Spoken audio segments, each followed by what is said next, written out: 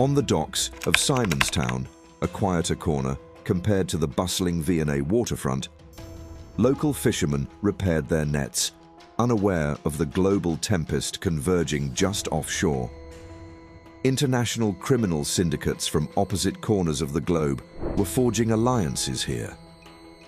Rumor had it that the Bulgarian mafia had partnered with Colombia's most feared cartel to bring in a container of cocaine worth hundreds of millions of rand. Cape Town's sprawling suburbs were used to street gang warfare, but few imagined that such high-stakes deals would unfold in the serenity of this coastal town. Still, signs were emerging.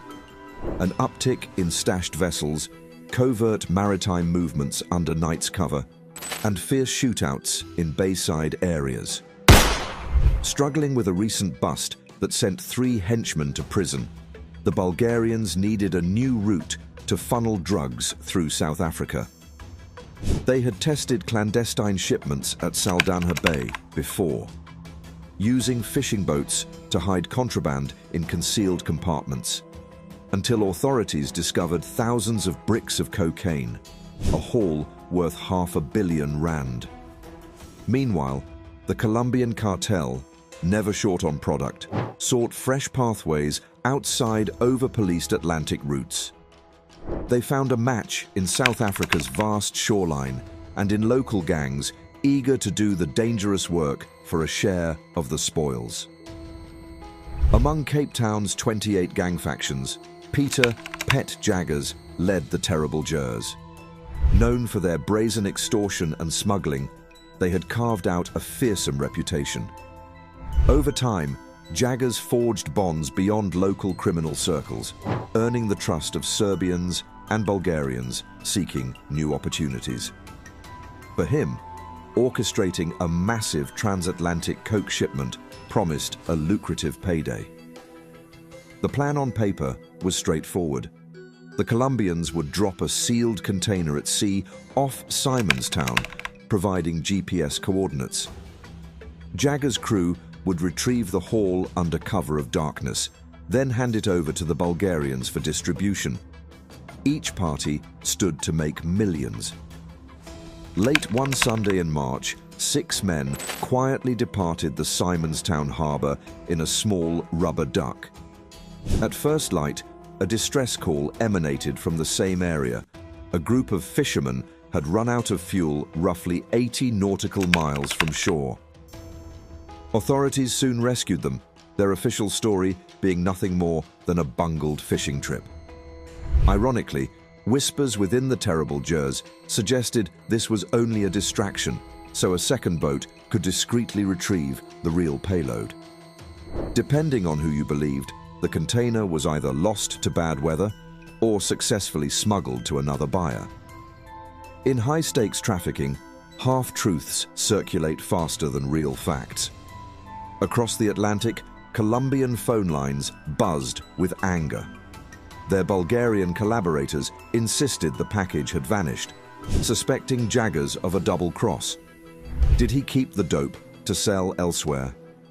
Tensions spiked as each syndicate grew convinced betrayals lurked behind every excuse. Suddenly, the most pressing question was how to track down the man at the center of it all. By June, underworld chatter in Cape Town confirmed that the Colombians and Bulgarians wanted answers and blood. Jaggers, maintaining a low profile in Bishop Lavis, accepted an invitation to Johannesburg to clear the air, bringing his close associate, William Peterson. Arriving late at OR Tambo International Airport, the pair checked into a suite at Emperor's Palace. On the surface, it seemed like a diplomatic meeting. However, once Jaggers and Peterson entered a waiting car that night, the trap closed around them. A Colombian man flashed a gun, his calm stare revealing he had traveled across continents for this showdown.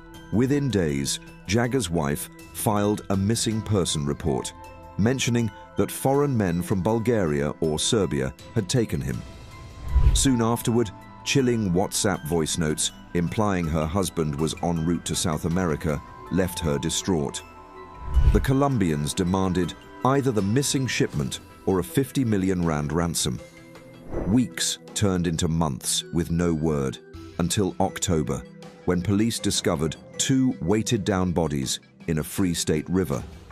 Both were nearly unrecognizable, but authorities confirmed they belonged to Jaggers and Peterson. Bound with chains, they were testament to the brutality lurking beneath the waves of international drug trafficking. Of course, Cape Town's underworld would not stop for 2 dead men. The terrible Jers found a new leader. The Bulgarians regrouped, and the Colombian pipelines continued funneling product. But for anyone who might be tempted by the allure of a R1 billion deal, Jagger's downfall was a cautionary tale. In these waters, betrayal is never forgiven and rarely forgotten. When Peter Pet Jaggers failed to phone home the next morning, his wife Charles became alarmed. By July 5th, she arrived at the Bishop Lavis police station to file a missing person report, explaining how foreigners, apparently Bulgarian and Serbian, had whisked her husband from OR Tambo International Airport to an unknown destination. At first, authorities didn't register the full gravity, but kidnappings linked to overseas cartels triggered alarm bells in specialized units. Days later, Charles received a WhatsApp message from a South American number. Heart pounding, she pressed play on a voice note. In heavily accented English, a man stated that Jaggers was heading to Colombia. Unless the missing consignment of cocaine was recovered or 50 million rand paid, she'd never see him again. Panicked, she replied, pleading ignorance about any stolen drugs. Members of the terrible Jers tried haggling in secrecy, suggesting smaller sums or alternate deals. Each offer was met with cold hostility. "Now it's too late for your boss," the final message said, before the line went dead. The entire 28th Gang subculture trembled. While fierce rivalries existed among groups like the Terrible Jers, the Firm, or the Rude Boys, few wanted the wrath of the Colombian cartel descending on Cape Town. If the Terrible Jers had stolen shipments intended for both the Bulgarians and Colombians, every 28 faction might suffer. Soon, new rumors circulated. Another man who'd introduced Jaggers to Bulgarian contacts had gone into hiding, with talk that his wife and child were abducted. Despite the swirl of accusations, police found little concrete evidence. The city's mainstream media said little. Tourists continued enjoying the beaches, families struggled with daily challenges, and the underworld drama remained in the shadows. By mid-July, Bishop Lavis endured a spate of drive-by shootings, bullets tearing through fences without causing immediate casualties. Locals debated whether the attackers were Bulgarian guns for hire or opportunistic gangs prying at the terrible Jers' weakened defenses. Some of Jagger's associates argued they needed to pool resources, perhaps pay part of the demanded 50 million to buy his freedom. Others claimed Jaggers had orchestrated the entire fiasco alone, implicating the terrible Jers without their input. Accusations flew, trust eroded, and the leadership vacuum grew as days without Jaggers turned into weeks. Meanwhile, the enraged Colombian syndicate sent threats to terrible Jers' foot soldiers and relatives alike. "If we don't get what's ours, you will all pay." The Hawks, South Africa's elite investigative division, scrambled to follow digital clues, from Emperor's Palace hotel reservations to suspicious calls. Yet, every lead disappeared behind burner phones and distant international numbers. Corruption within local enforcement added another layer of difficulty, and fear stifled potential informants. 3 months slipped by with no trace of Jaggers or William Peterson, his trusted associate who'd traveled with him to Johannesburg.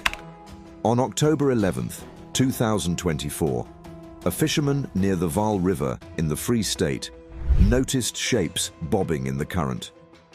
Police divers found 2 bodies, wrapped in chains and weighed down by makeshift sandbags. Their advanced state of decomposition hinted at a grim fate long sealed, yet an identification process confirmed everyone's worst suspicions.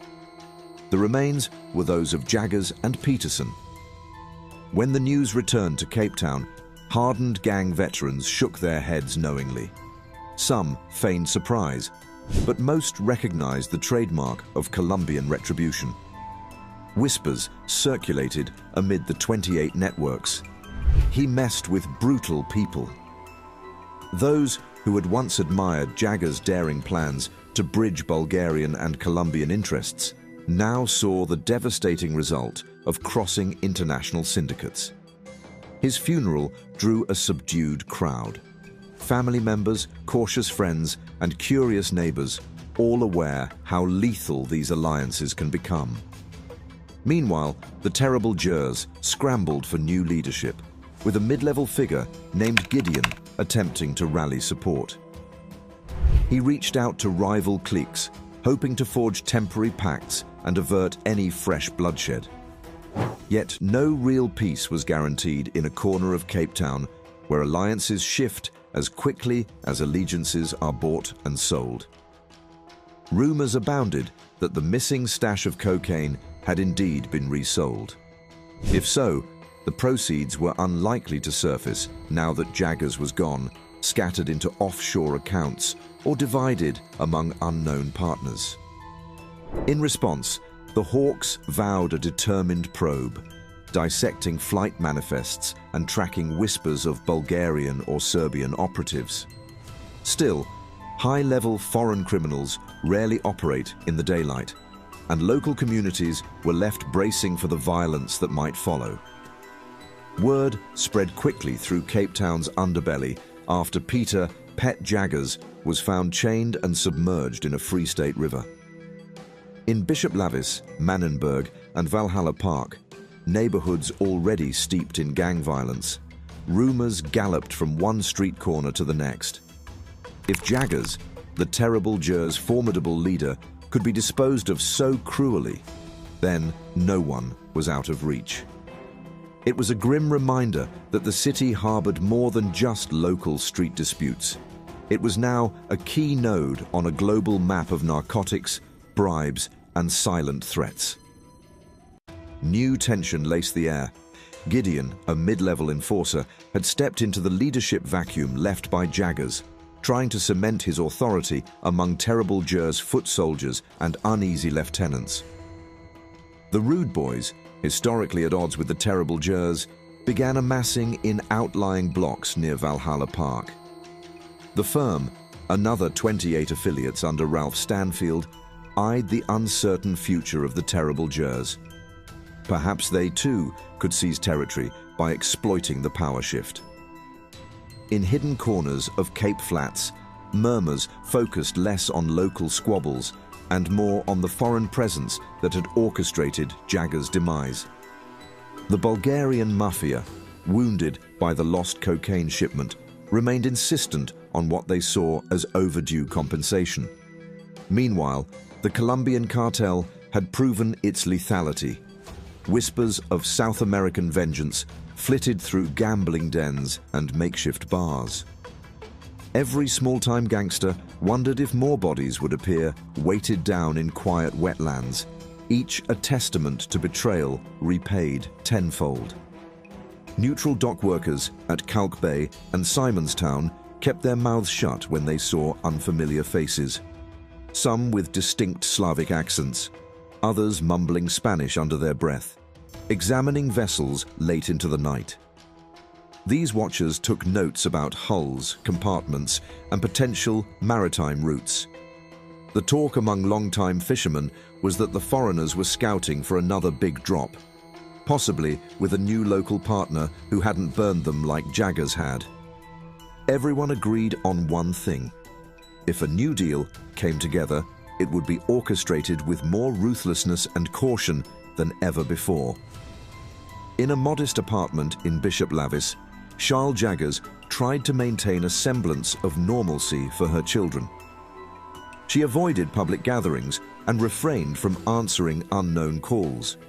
Although certain terrible Gers veterans pledged protection, she never shook the feeling that vengeance could reach her doorstep.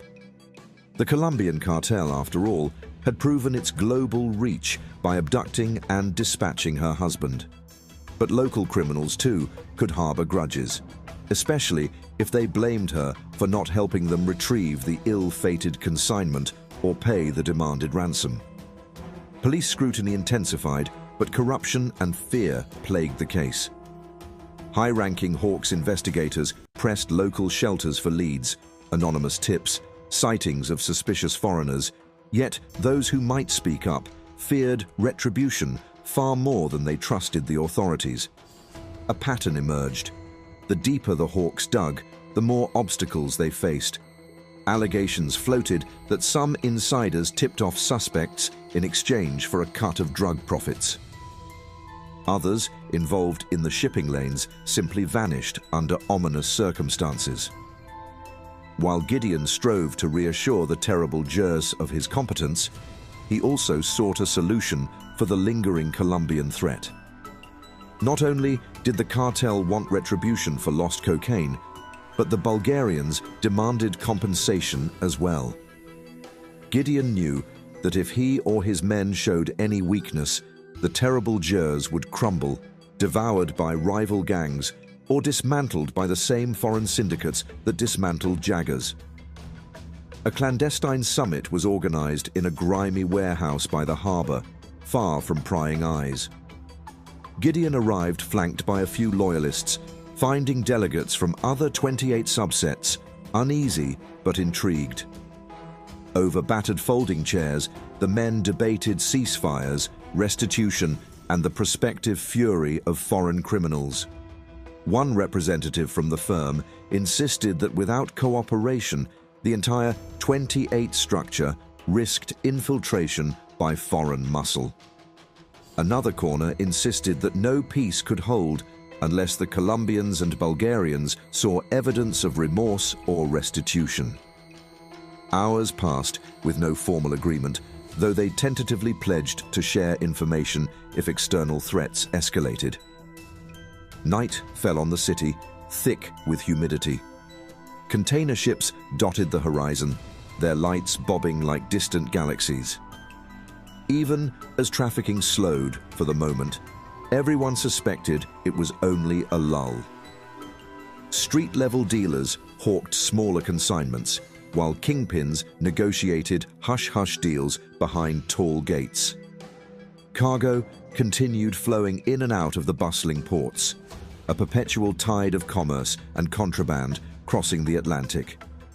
In the end, Jagger's demise seemed less a resolution and more a warning shot to anyone else tempted by a double cross. Life in Cape Town marched forward as ever, with crowded taxis and daily wage earners trying to eke out a living. Yet, for those entangled in the underworld, a dark truth remained. Foreign syndicates had established an unshakable foothold, and they played by their own rules.